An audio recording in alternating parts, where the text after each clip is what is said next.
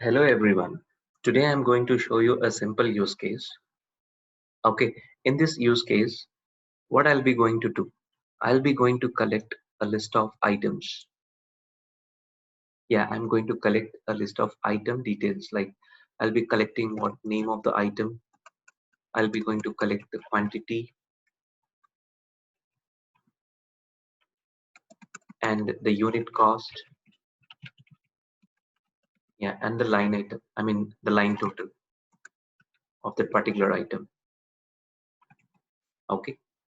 So what I'm going to collect, I'm going to collect the name of the item, quantity of the item, unit cost of the item, and the line total, which will be calculated automatically.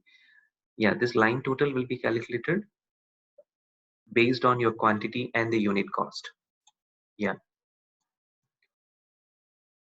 so line total will be calculated based on your quantity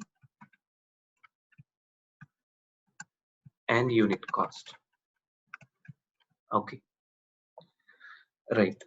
Now, yeah, in this use case, I'll not be going to collect only one item. Yeah, I'll be going to collect multiple items. Okay. Now, in that case, I have, let me say I have two items. Let me say there is an X item whose quantity is, uh, 10 I require, and the unit cost of each quantity is, 10. So my line total will be what? 100, right? So the same way, let me say I'm going to uh, purchase one more item whose quantity is, I require 20 items, 20 Y items, and unit cost of each item, let me say 10. So 20 into 10, which is 200, right? Yeah. Now finally, what I want to display, what I want to achieve, I want to sum all these line totals. Okay. I want to sum up all these line totals, and then I want to display the total invoice. Total invoice. Okay. So in this case, the invoice will be 300, right? Yeah. So let us see this example in our environment. Okay. I have a created flow. I have created a flow. Okay. Now let me run this flow. So when you run this flow, yeah, just let me click on done. Okay. Now I can go and add the items. Okay. So let me say you went to a supermarket.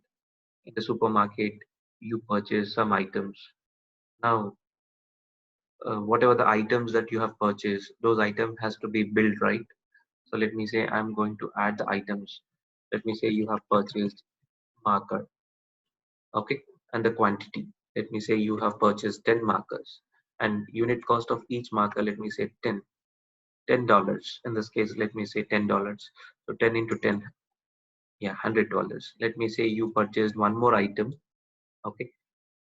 This time, let me say you purchased some books you purchased, okay.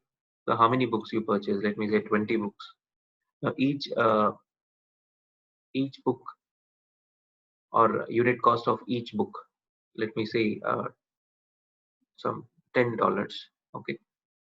So which leads to $200, okay. So 20 into 10, which leads to 200. Now you can also observe, meanwhile, my invoice is also getting calculated, right? So my invoice is calculated based on what? Based on the sum of all my line totals, okay. Yeah. So I hope it's clear regarding this use case.